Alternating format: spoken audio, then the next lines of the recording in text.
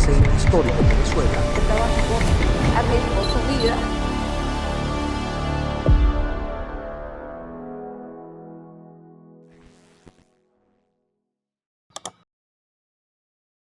Los testimonios y opiniones emitidos en este espacio representan únicamente el punto de vista de los entrevistados, quienes dan fe de la autenticidad de los hechos. El Nacional no es solo un periódico, es parte de la historia política, cultural y democrática del país. Por sus páginas pasó Venezuela, sus gobiernos, sus crisis, sus intelectuales, sus denuncias y sus censuras. Miguel Enrique Otero heredó de Miguel Otero Silva algo más que una empresa familiar.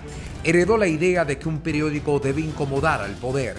En esta conversación habla de su padre, de Pérez Jiménez, de Carlos Andrés Pérez y de Hugo Chávez, también del exilio y de una decisión clave, cuando le ofrecieron 140 millones de dólares por el diario, el cual decidió no vender.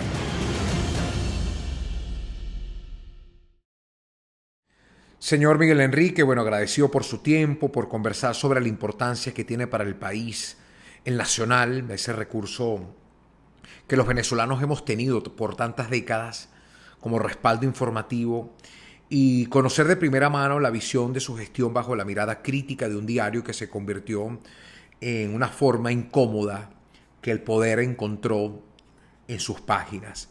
Primero preguntarle cómo está usted. Muy bien, gracias por estas palabras. Bueno, hablar del Nacional es remontarnos en los tiempos de su abuelo y de su padre, Miguel Otero Silva. Quisiera conocer desde su experiencia, cómo lo recuerda, cómo piensa en su padre, qué imagen aparece, la del escritor, la del periodista, la del político o el del padre. Bueno, siempre aparece el padre de primero, pero el segundo es el periodista. Su pasión era el periodismo. De hecho, el Nacional, que nació en 1943, mi padre tenía un periódico humorístico que se llamaba El Morrocoy Azul, que todavía hay colecciones de ese periódico por ahí, donde trabajaba una cantidad de intelectuales, Andrés Eloy Blanco, etcétera. Y mi abuelo, que era un industrial, él fundó la electricidad de Barcelona, un día dijo, bueno, pero si tienes tantas cualidades de periodista, pues vamos a hacer algo serio. Entonces fue a Boston, era la Segunda Guerra Mundial, y había un periódico nazi, que o había quebrado o lo habían cerrado los americanos, lógicamente. Entonces le compró la rotativa y se las trajo a Venezuela y montaron el Nacional. Dijo, ahora sí vas a hacer un periódico en serio, un periódico que compita con los que estaban ahí. Y así nació el Nacional, con una iniciativa de mi abuelo. Es decirle, mira, tu profesionalismo inviértelo en algo que no sea un periódico humorístico.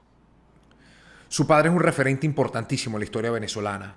Primero por lo que representó para su generación cuando era joven.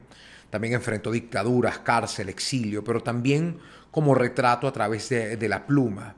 ¿Qué le enseñó su padre? ¿Cuál es la enseñanza más importante que les deja? Bueno, su vocación por el periodismo, de hecho su novelística tiene que ver mucho con el periodismo.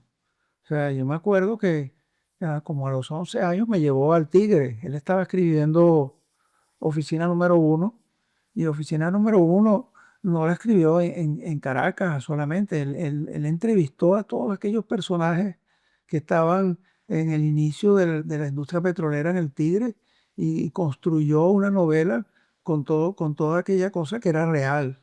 Igual lo hizo antes con Casas Muertas. Todos esos personajes de Casas Muertas en Ortiz, Parapara y Ortiz. Bueno, no es que los personajes están ahí, pero se inspira en personajes reales y en dramas reales que ocurrían en Ortiz. O sea, él hacía su novelística de un punto periodístico muy fuerte. Su primera novela, que fue Fiebre, era una novela autobiográfica, por supuesto, es más periodística imposible.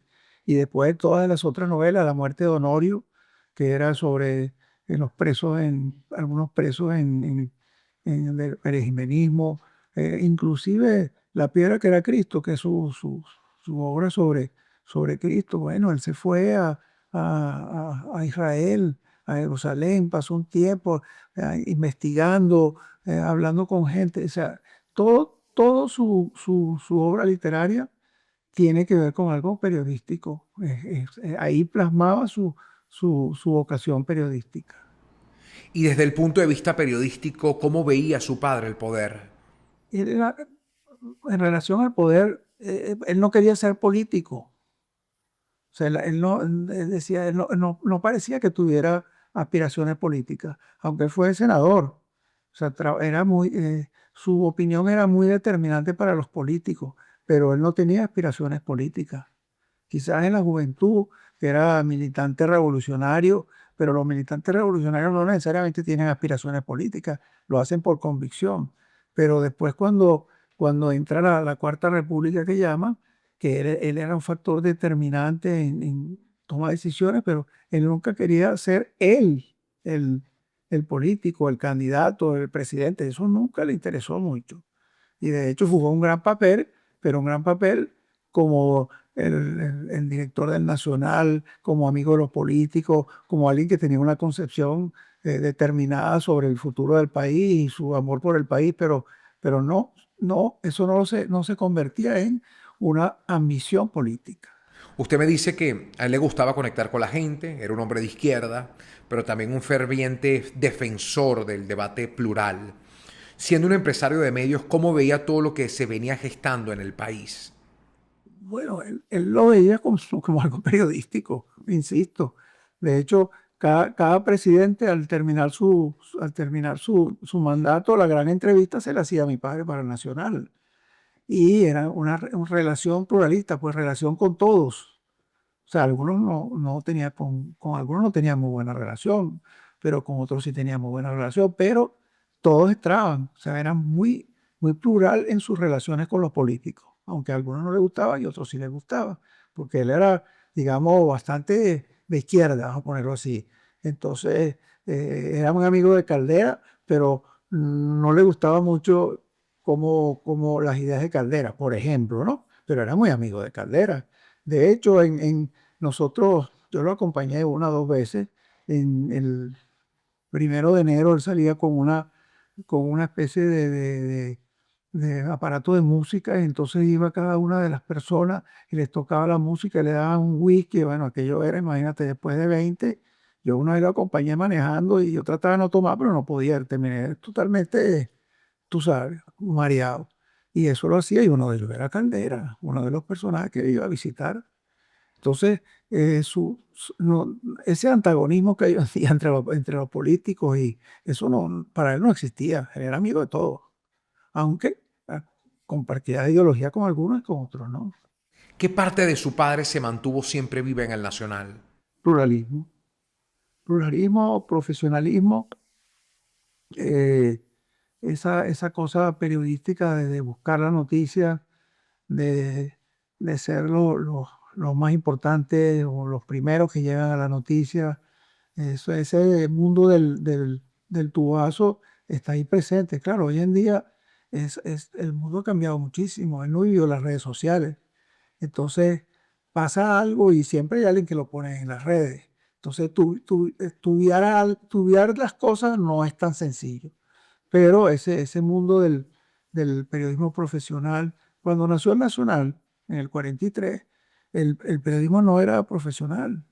No había fotógrafos profesionales, los periodistas no eran como columnistas. El Nacional instauró el periodismo profesional. Y esa era una de las, digamos, de los grandes valores del Nacional. Después, bueno, todos los periódicos y todo en el mundo entero, el profesionalismo entró dentro de los periódicos, pero cuando el Nacional lo hizo, no. Y además el tema cultural. El Nacional arrancó con el papel literario en 1943. Bueno, en América Latina ningún periódico tenía, no digo papel literario, de milagro tenían algunas notas culturales que las hacían estilo, no sé, estilo reseña, pero nada crítica, nada profesional. El Nacional instauró eso, y ese papel literario tiene 80 años, bueno, 70 y pico de años, que es un gran valor que nosotros tenemos. ¿Cuándo y en qué década o en qué suceso o hecho podemos ver la consagración de un proyecto, de una idea llamada el Nacional? Bueno, la verdad es que son del año 43, yo no había nacido todavía. Quizás en los primeros años, el Nacional fue quitándole terreno a los demás periódicos, los que existían en el momento, por el profesionalismo, por el manejo de la noticia, etcétera. Pero cuando se convierte en el factor político más importante o el periódico que genera la opinión, yo me imagino que eso sería en la época de finales de López Contreras, de Medina, en aquellos años, pero desde desde el principio y con una fuerza muy grande, donde los periódicos eran básicamente crónicas, no hacían periodismo o hacían poco periodismo. Entonces Nacional, haciendo periodismo, se convirtió en una gran fuerza. Claro, está ese periodo de Pérez Jiménez, que es un periodo oscuro, pero el periodo de Pérez Jiménez tiene una característica que es que existía la censura previa. A diferencia del chavismo, o sea, el chavismo, la censura del chavismo es la retaliación posterior. En el Pérez Jiménez era la censura previa. ¿Cuál es la diferencia? La censura previa era que ponían un señor ahí en la redacción que veía todas los las noticias que iban a salir, las leía y decía, esto no va, esto no va, esto no va. Entonces, claro, así el periódico se mantuvo 10 años, porque si las cosas que no le gustaban no iban porque el señor las quitaba antes, no pasaba nada. Y con el chavismo es distinto, publica lo que tú quieras. Si no nos gusta, mañana te cerramos. Entonces, con el chavismo es retaliación posterior, no censura previa. Quiero hablar sobre una figura muy importante en la cultura y en el periodismo, su madre, la señora María Teresa Castillo. ¿Qué aporta ella en este proyecto y cuál cree usted que es el sentido que le da al Nacional?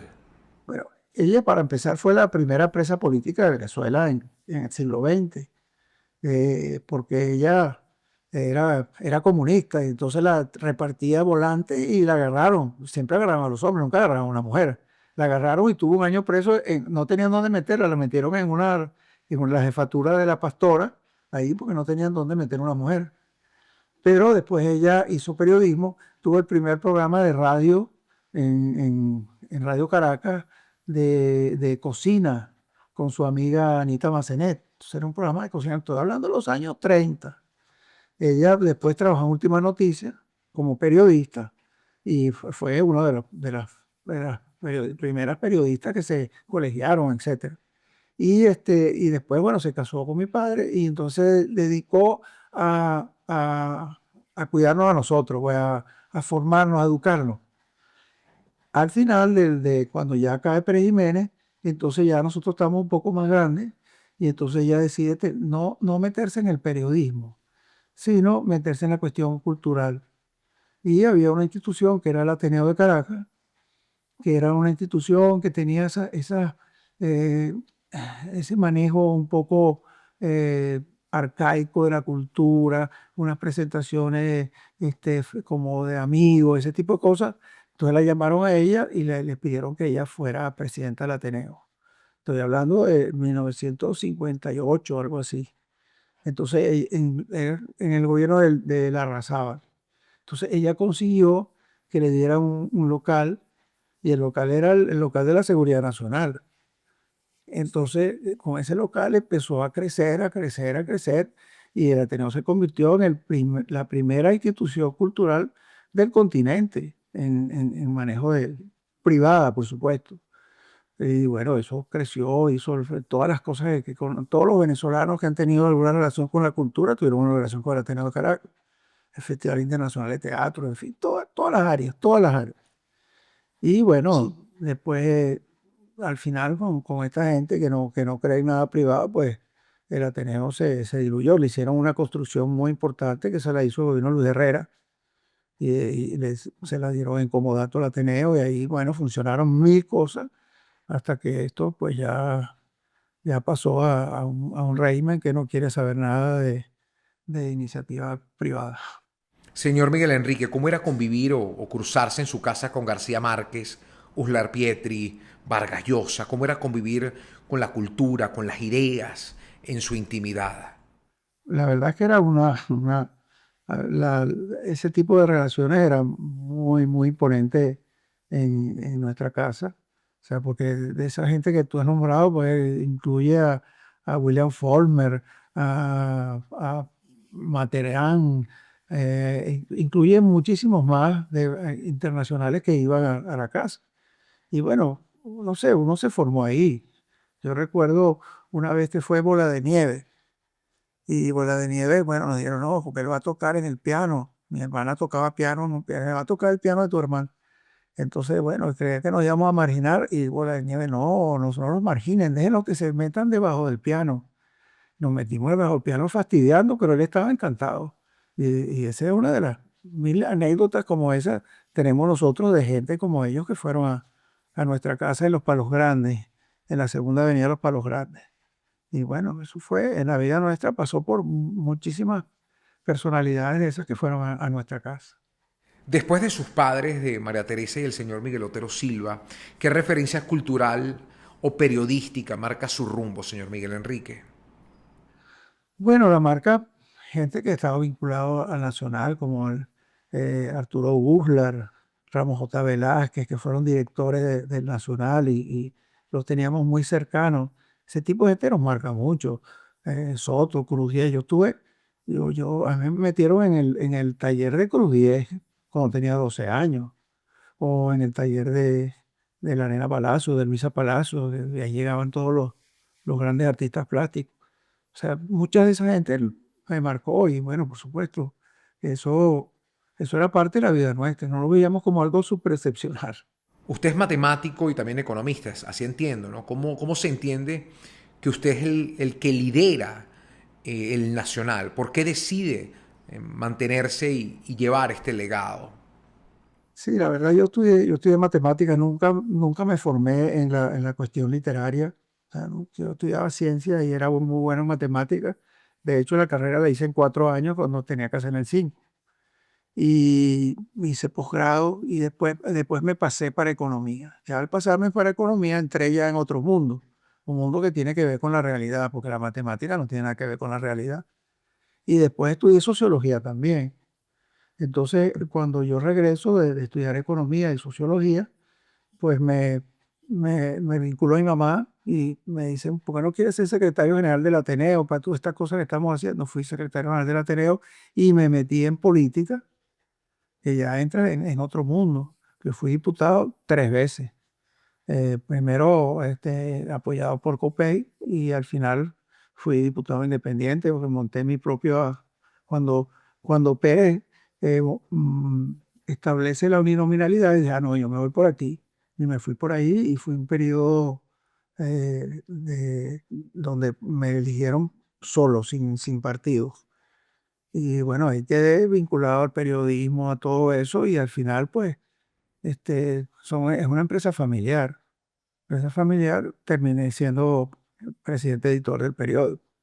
O sea, yo no tengo una formación periodística. Eso es una dinámica que me lo ha dado la vida. Más allá del recurso que representa para los venezolanos y la importancia que ha tenido a través de los años el Nacional, ¿usted lo ve como una empresa, una sala de redacción, una casa familiar, una institución democrática, un espacio público? ¿Qué es el Nacional para usted? Bueno, es todo eso, la verdad. Causa social, empresa que tiene que producir recursos, es una familia, todo eso está allí incluido. Pero el tema es que hoy en día ese periódico que veía mi papá, eso, no, eso hoy en día, los medios de comunicación son una cosa totalmente distinta, porque están sujetos a todo lo que es Internet y todas sus consecuencias. De hecho, los periódicos antes hacían el periódico impreso y el punto .com, o sea, Internet, era un subproducto. Ahora es al revés. Ahora el periódico impreso es un subproducto del punto .com. Y además, en la migración hacia Internet, la parte impresa se ha venido mucho a menos. No quiere decir que no tenga importancia y que no sea la que genere opinión, pero se ha venido a menos. Si tú tomas, por ejemplo, un periódico español, El País llegó a circular 600.000 ejemplares, algo así, hoy circula 60.000. Eso, claro, la audiencia es mayor, porque la audiencia es la audiencia de Internet. del país. Y el país sigue teniendo la influencia que tenía antes. Bueno, en el caso del país es muy particular porque hay un problema político ahí con Pedro Sánchez, pero el país sigue teniendo la misma influencia que antes o mayor, no porque tenga 60.000 ejemplares, porque debería tener menos, sino por todo lo que significa que un periódico como El País, que vende solo 60.000 ejemplares, va a poner solo, tiene esa audiencia gigantesca y tiene el mismo peso que tenía antes. Bueno, igual es ABC, igual es La Vanguardia, igual es La Razón. Entonces, igual es el New York Times. ¿Cuántos ejemplares físicos vende el New York Times? Debe ser una quinta parte de lo que vendían hace 20 años. Pero la penetración del Internet, del New York Times, es muchísimo más grande que cuando hacían solo el impreso. Claro, todo se complica porque ahora no es solamente el .com, ahora es las redes sociales y el Instagram y el Twitter y el Facebook y esa cosa nueva que llaman el TikTok que está arrasando con los demás. O sea, todo se complica. Pero el peso del periódico tradicional impreso, aunque tenga menos ejemplares, sigue teniendo un peso en la sociedad muy, muy grande y lo seguirá teniendo por un tiempo. El Nacional fue durante décadas un espacio de pluralidad y debate, pero su relación con el poder nunca fue pacífica. Mucho antes del chavismo, el diario ya había enfrentado gobiernos, presiones y tensiones. Con el tiempo, la disyuntiva se hizo definitiva. El poder no buscaba debate, exigía subordinación. ¿Cómo se manejaba la pluralidad dentro del Nacional?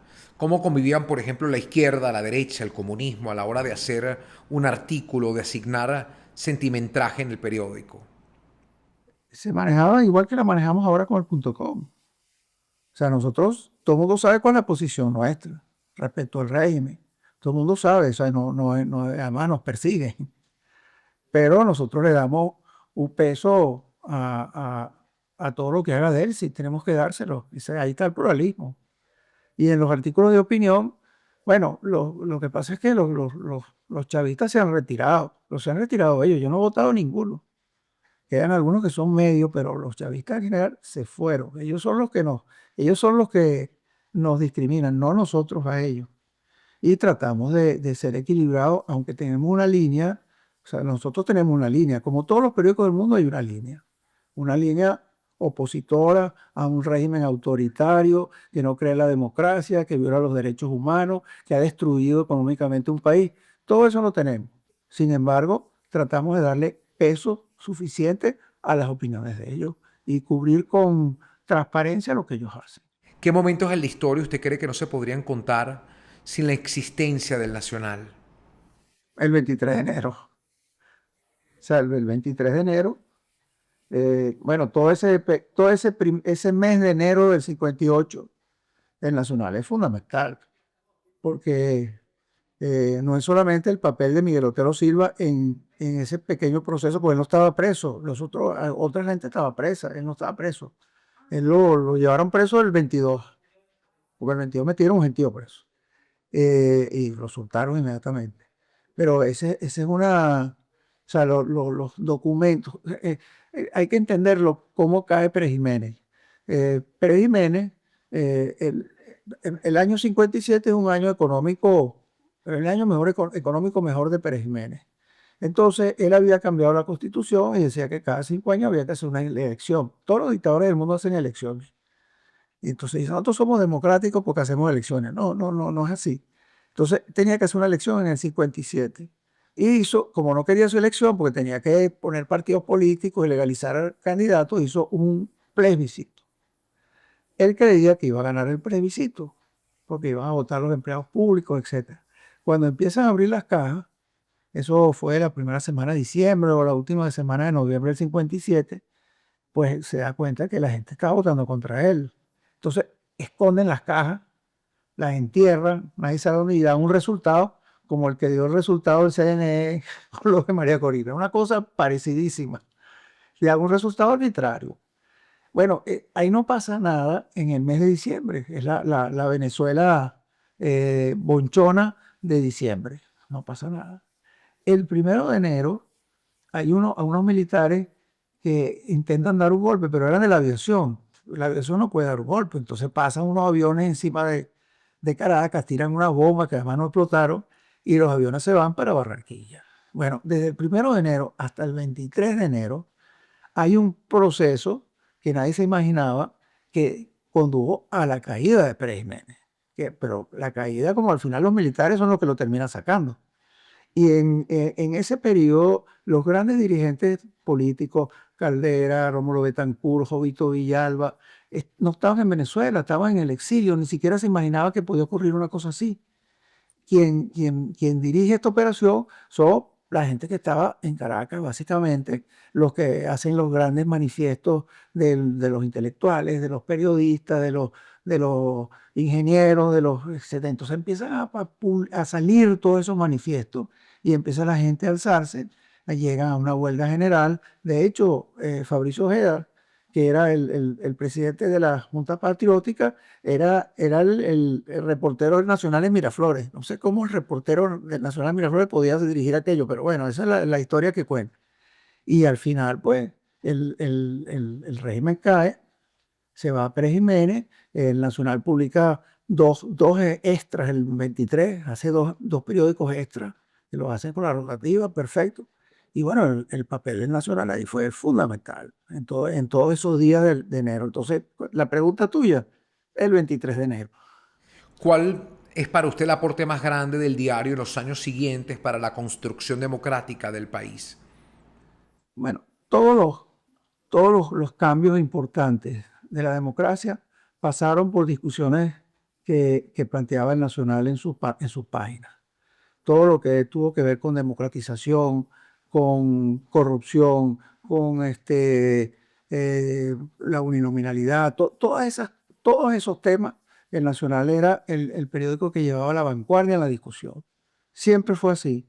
Y siempre los actores que planteaban sus ideas de un lado y de otro, los planteaban en el Nacional. El Nacional ponía las dos versiones siempre, o las tres o las cuatro versiones. Nacional fue el medio que producía todas esas discusiones y digamos, fue importantísimo en todos los procesos democráticos de Venezuela. Señor Miguel Enrique, desde su perspectiva, ¿qué errores podemos identificar en el Nacional en los últimos años y qué lecciones nos puede dejar para el futuro? Bueno, críticas que hace la gente y que quizás habría que ver el tono de cómo se hicieron las cosas, como la crítica a Carlos Andrés Pérez, por ejemplo, donde, o sea, cuando un medio de comunicación como el Nacional se toma una línea, lo hace muy fuerte, lo hace muy fuertemente, independientemente de que tenga, digamos, distintas versiones. Entonces, ahí el tema de Carlos Andrés Pérez, la caída de Pérez, digamos que a lo mejor se exageró un poco. Después con el tema de Chávez, porque el Nacional siempre estaba con la oposición, siempre. Venezuela, todo el crecimiento de la democracia después de Raúl Leoni, es que los políticos incumplían todo. Entonces, nosotros éramos el periódico más cercano a la oposición y cuando ganaba esa oposición, entonces empezaban a incumplir. Entonces nos volvíamos antigobierno, o el periódico de la crítica, ni siquiera antigobierno, el periódico de la crítica, donde todos los que criticaban estaban ahí. Y eso pasó sistemáticamente. Entonces, claro, al estar en la posición de la crítica, pues a veces mm, hacíamos cosas que la gente no entendía, pues, y cosas que pueden, digamos, resultar contradictorias para muchas personas. Pensando en los momentos de mayor tensión y dificultad en esos 40 años de democracia, o incluso con lo que se vivió durante la dictadura de Marcos Pérez Jiménez, ¿hubo algún otro momento en que el poder generó problemas, ya sea a través de medidas de censura, amedrentamiento o algún otro recurso en su contra? Bueno, hay dos momentos importantes. Uno es el boicot. O sea, el Nacional en el gobierno de Betancourt, quizás por mi padre, él era proclive a la Revolución Cubana, como era, pues, digamos, la Revolución Cubana no es la Cuba de hoy en día, hay que distanciar una cosa de la otra. Entonces, ahí le hicieron un boicot contra el Nacional, también patrocinado por la competencia. Después descubrimos que eso se orquestaba en el Universal, eh, específicamente, y bueno, pusieron al Nacional en una situación de casi quiebra. Pero bueno, el Nacional se recuperó, hubo algunos cambios, algunas cosas, y se recuperó, y después la gran bonanza del Nacional. También cuando hubo el golpe de Chávez, que hubo una censura, pero claro, esa la organizaba el gobierno, entonces los ADECOS no saben hacer censura, porque los ADECOS son democráticos, son demócratas. Entonces pusieron a unos censores en los periódicos, pusieron censores en Última Noticia, en el Nacional, pero ya no es como cuando Pérez Jiménez. O sea, tú en un periódico que se hace en offset y que pasa por una pantalla de computadora, que no son los lingotes de plomo que eran en Pérez Jiménez, que no había esta tecnología, es medio difícil controlar aquello, no voy a controlar. Entonces, bueno, decían, bueno, esto no sale, pero cuando hacía eso en Pérez Jiménez, esto no sale y entonces se ponían a reescribir o tenían otra nota. Nosotros no hicimos eso. O sea, esto no sale, poníamos censurado. Entonces era peor el remedio que la enfermedad. O sea, un periódico que tenía una cantidad de notas que decían censurado. Eso fue un desastre, para el gobierno fue un desastre. Y lo último ahí bueno, ellos no controlaban. Entonces, nosotros teníamos nosotros estábamos de Puerto Nuevo a Puerto Escondido, pero teníamos dos rotativas, una ahí y otra en la calle de abajo. Entonces ellos tenían la policía ahí, pero no la tenían abajo. Entonces, en un momento determinado empezamos a producir el periódico en la rotativa de abajo. Pero bueno, es que los adecos no sirven para hacer dictadura. Eso no, los adecos son demócratas, como digo yo. Y bueno, eso fue un momento de mucha tensión para el Nacional, porque al final no podíamos salir, eso era medio desastroso. Al final ellos dijeron, no, hagan lo que quieran. Ellos desistieron y dijeron, no, con esta gente no podemos. Eso de que nos pongan censurados, no, eso es horrible. Señor Otero, también se ha dicho que algunos sectores de la prensa, incluyéndolo del empresariado y de la sociedad, tuvieron inicialmente expectativas en relación con Hugo Chávez. ¿Cuál fue la verdad de su cercanía con él? Bueno, el tema con Chávez es que hay un Chávez en la campaña electoral, hay un Chávez que gana unas elecciones y Chávez primero no tenía compromisos con nadie. Era golpista. Bueno, sí, Rómulo Betancourt dio un golpe en el 45. Eso no era una característica muy particular de Chávez. Y era un elemento cohesionador de sectores populares. Su discurso era de la libertad de expresión. Y lo que él repartía como programa era la tercera vía de Blair. Repartía la programa y era lo que estaba ahí. Bueno, entonces, claro, no había una cosa directo contra él. Entonces, el tema de los medios es que su discurso no tiene nada que ver con lo que hizo después. Después se convirtió en una cosa terrible, que es esto que hemos vivido durante 20, ¿cuánto? 28 años, que él no lo hizo en el primer año, lo hizo en el segundo año en adelante, con su cercanía con Fidel Castro, el enamoramiento con Fidel Castro, y bueno, y todo lo que hizo, y destruyó a Venezuela, él y su séquito, que es Maduro. Pero eso nadie lo podía prever.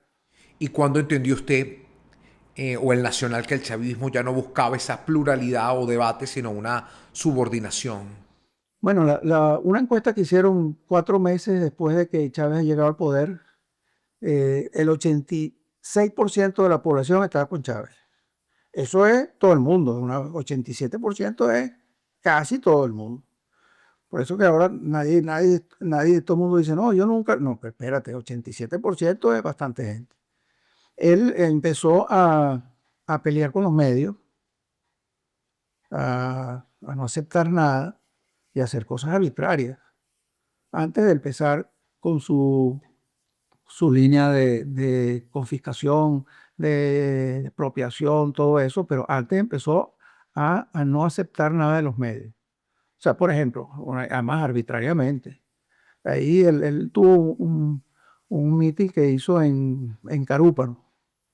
Entonces hace un meeting en Carúpano cuando había una discusión sobre en aquella época no existía el PSV, existía el MBR. Entonces nosotros publicamos un domingo una nota, abrimos eso. Chávez dijo que se retiraba del MBR. Claro, es una noticia importante. Entonces él, ese domingo, antes de hacer su programa, llama y me arma un escándalo. Dice, ¿dónde sacamos? Eso era mentira, de no sé qué. Y después en el programa me insulta. Entonces yo llamo a esa redacción y le digo, mire, ¿cómo publican eso? Él dice que es mentira, eso no existió. Digo, no, chico, aquí está la nota de prensa que mandaron de Miraflores. Nosotros no tenemos corresponsal en Carúpano. Eso lo mandó el Miraflores, mandó el, el boletín. Bueno, eh, el boletín lo hizo una periodista que además estaba en estado. Entonces la votaron, violando las leyes. Ahora, ¿tú crees que él alguna vez rectificó o dijo me equivoqué? No, nunca. Y así empezaron temas ya directos contra los medios de comunicación. Entonces, ahí, bueno, rápidamente digo, bueno, este tipo su discurso inicial no tiene nada que ver con lo que está haciendo. Y después empezó con otras cosas que son digamos, el autoritarismo, el mesianismo, todo ese populismo absurdo que llevó a la destrucción del país. Y en algún momento, más allá de las presiones, hubo también una forma de condicionar esa línea editorial. No, es que ellos no, ese no es su estilo. El estilo es retaliación posterior. Si no hace lo que a nosotros nos gusta, vamos contra ti. ¿Y qué es lo que a ustedes les gusta? No, eso interpretenlo ustedes. Es más o menos así. Ahora sí hubo al final de Chávez la compra de los medios. Chávez llegó un momento, porque él primero fue contra la radio y la televisión. Entonces hicieron la ley Resorte, que era una ley discrecional para silenciar la radio y la televisión y para actuar contra los medios radioeléctricos de manera arbitraria. Entonces, y los primeros ejemplos fue Radio Caracas Televisión, que se la volaron arbitrariamente y ya generaron una autocensura en todos los medios radioeléctricos que todavía perdura. Con los medios impresos era distinto porque no somos concesión del Estado. Entonces lo que hicieron fue impedir la importación de papel prensa. Entonces, claro, ahí tuvimos que pasar a hacer una plataforma internet. Pero en el interín, ellos fueron a comprar los medios, fueron a comprar el Nacional, el Universal y Última Noticia. Entonces, el Universal y Última Noticia se lo vendieron por un monto gigantesco. Cuando vinieron a comprármelo a mí, les dije que no, que yo no iba a vender el Nacional así. Y además, yo no sé, que eso es dinero, dinero que no sabe dónde sale. Efectivamente, este es un fondo. O sea, y el compliance ahí, en 5 minutos dice que me salió eso. Porque eran fondos sacados del presupuesto nacional, sin ninguna cosa presupuestaria. Cuando se habla de dinero, ¿de qué monto estamos hablando? ¿De cuánto fue la oferta? Entre 140 y 170 millones de dólares, que no lo valía ninguno. Pero el dinero para Chávez era una cosa. Él recibía toda esa cosa del petróleo. Él recibió $1 trillón. ¿Y dónde está ese $1 trillón? Ahí un tercio lo malversó, se lo dio una gerencia totalmente incompetente. Un tercio se lo robó y un tercio lo regaló o compró cosas que no tenía que comprar. Todavía Venezuela está llena no de obras inconclusas, sino de obras inexistentes. $1.000 millones para unas viviendas aquí. Y cuando va a ver, está el terreno pelado. Ni siquiera pusieron las bases. Entonces se gastaron $1 trillón. Esa es la historia. Venezuela, ya eso en la época de Maduro, porque en la época de Chávez lo que hizo fue destruir las instituciones, destruir todo el aparato productivo, pero recibía del dinero del petróleo, entonces lo regaba como una regadera y entonces mantenía una economía. En la época de Maduro, eh, para dar un ejemplo, cuando los aliados y los rusos llegaron a Berlín en el 45, que Hitler estúpidamente decía hasta el último hombre, no tenía posibilidad de remontar. Los aliados y los rusos que bombardeaban toda Alemania destruyeron el 75% del PIB de Alemania.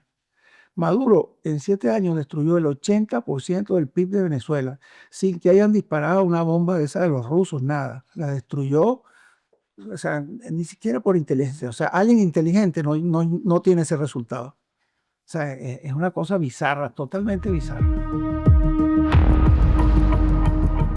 Luego vino el quiebre, la persecución, la asfixia, el bloqueo, los tribunales y el fin del papel impreso. Para Miguel Enrique Otero, dirigir el Nacional se convirtió en una batalla desde el exilio.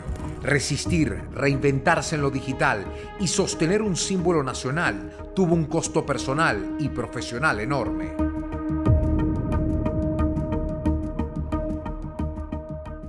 ¿Cuándo pasa esa intención de presión o persuasión u obligación a convertirse en una amenaza real, en una persecución abierta?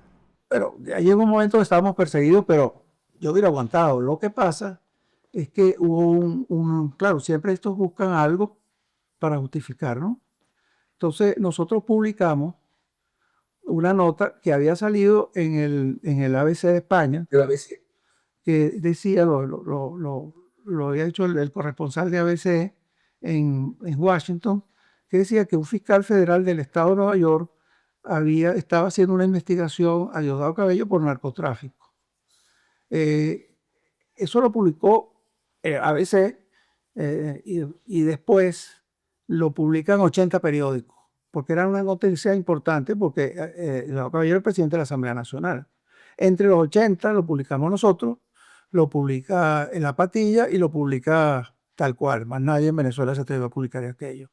Entonces, Diosdado Cabello abre una demanda penal por difamación por haber publicado eso. Cuando eso lo publicamos, el de hoy ya demandaba a ABC. Vas a demandar a ABC, allá le hubieran tirado una trompetilla. Entonces, bueno, ese juicio penal no pasó de la audiencia de conciliación. Ahí está abierto, porque no tiene cómo probar que hay un delito, que hay una difamación. De hecho, 3 meses después, Estados Unidos dicta una recompensa de 25 millones a Diosdado Cabello por sus conexiones con el narcotráfico, lo que quiere decir que estaba siendo investigado. Tan sencillo como eso. Él va y introduce una demanda. Bueno, con esa demanda penal me dictan medidas. Pero yo estaba en Israel. Me había invitado a ir a Israel, estaba en Israel y me quedé fuera. Porque todos los abogados me dijeron, si vienes, van contra ti. Entonces mejor que te quedes fuera. Eso fue hace 7 años. Él introdujo una demanda civil que además, supuestamente, para tú meter una demanda civil por una difamación, tienes que tener una sentencia de la penal, que no había, porque el juicio está ahí y nadie lo ha movido. Entonces metió una demanda civil por $1 millón, me declararon culpable, por supuesto, pero la inflación era una cosa terrible, el $1 millón se convirtió en $1. Entonces él se puso furioso, era sentencia firme, sacó la sentencia firme, se fue al Tribunal Supremo y entonces una magistrada ahí dictó que yo tenía que pagar $13 millones en petros, una cosa absurda. Y entonces el día que ella dictamina eso, el ejército toma el edificio nacional. O sea, ellos no fueron a cobrarme a mí, ni hicieron los documentos, nada. Mandaron al ejército a tomar eso. Yo iba ahí, si no quitaron el edificio. Entonces, bueno, es la arbitrariedad total. Ellos manejan, o sea, los jueces en Venezuela son jueces de teléfono. O sea, y todos los presos políticos, porque hemos tenido mucha relación y hemos ayudado a que salgan, tienen nombre y apellido. Yo soy preso de Diosdado, yo soy preso de Desi, yo soy preso de Maduro, yo soy preso de un alcalde por allá. Todos tienen, o sea, el juez no tiene, el juez no es importante en el preso. Lo que es importante es quién lo mandó a meter preso. O sea, esa es la justicia en Venezuela, una cosa desquiciada. ¿Cómo ha sido para usted dirigir el Nacional desde el exilio? ¿Qué desafíos y aprendizajes ha tenido que asumir en esta situación? Bueno, muy complicado porque nadie está en una oficina. Quizás la pandemia nos ayudó porque había que trabajar de la casa. Y hoy en día, pues, todo el mundo está en remoto. Entonces, claro, hay un jefe de información que vive en Lisboa, hay unos periodistas que viven en Madrid, otros viven en Colombia. Bueno, un día, cuando hubo una elección de mi Venezuela, que nosotros siempre la cubríamos muy bien, porque además Osmel era nuestro jefe social, en fin, o sea, teníamos palanca. Entonces, bueno, Nacional hizo una gran cobertura en el punto .com, ¿no? Ya estamos aquí, digamos, trabajando cada uno por su cuenta. Y entonces, con entrevistas, fotos, chismes, todas las cosas que rodean a mi Venezuela. Yo voy caminando, un día que termina eso, voy caminando por Madrid y me encuentro el periodista que hizo eso. Me digo, uy, ¿y te viniste de Caracas? Dice, no, yo vivo aquí. Él todo lo hizo en Madrid. Pero ¿cómo lo hiciste de Madrid? Todo lo hice en Madrid. Yo no necesito estar allá para hacer eso. Todas las entrevistas, todo lo que consiguió, todo lo hizo en Madrid. Ahí fue cuando yo me di cuenta que bueno, se puede hacer a distancia todo. Claro, no es cómodo. Uno prefiere tener a la gente en una oficina y poder discutir y ver la cara. No es lo mismo. Vamos a hacer un Zoom que tener a la persona ahí. Pero bueno, lo hemos logrado y hemos desarrollado la página muy, muy bien. Hoy en día somos la primera en tráfico de página venezolana. Estamos en suscripciones, que es una de las cosas que tienen que hacer las páginas modernas. Estamos iniciándonos en suscripciones. Estamos haciendo ya secciones muy concretas. Tenemos para el Mundial, vamos a hacer maravillas. Tenemos hasta una quiniela. Entonces, bueno, eso ha sido, digamos, o sea, un gran éxito para nosotros. Después de todo lo que ha vivido, migración al entorno digital, bloqueos, persecución, exilio, ¿cómo se reinventa el Nacional y cuál es su visión del diario como institución y como símbolo de libertad? Seguimos siendo símbolo de la libertad de expresión, pero necesitamos estar allá. Necesitamos retomar. Necesitamos hacer el impreso. Independientemente de que yo entiendo que mucha gente me dice, ¿impreso? ¿Y para qué? Si hoy en día la gente ve, no, no, no, en todos los países del mundo hay impresos. Y el impreso es muy importante. Y el impreso es el gran medio que genera opinión y que cambia las cosas. Es el impreso, no es el punto .com. O sea, y además, en Japón hay un impreso que circula a 7 millones de ejemplares. Vamos a estar claros. Y Japón es el país de las redes sociales. Entonces, yo creo que el gran reto es regresar y volver a hacer el impreso y retomar. Claro, es difícil que podamos hacer lo que teníamos al empezar este proceso, que con nosotros trabajaban más de 1.100 personas, porque teníamos un periódico popular, un periódico gratuito, hicimos millones de libros, teníamos Hola Venezuela, teníamos muchas cosas, otras cosas más. Pero bueno, habrá que ir poco a poco e ir retomando para una Venezuela que cambie, que yo creo que sí va a cambiar. ¿Cuál es su situación legal, señor Miguel Enrique? Me refiero para ingresar al país. ¿Tiene limitación las restricciones vigentes? ¿Piensa volver al país? ¿Buscar otro recurso?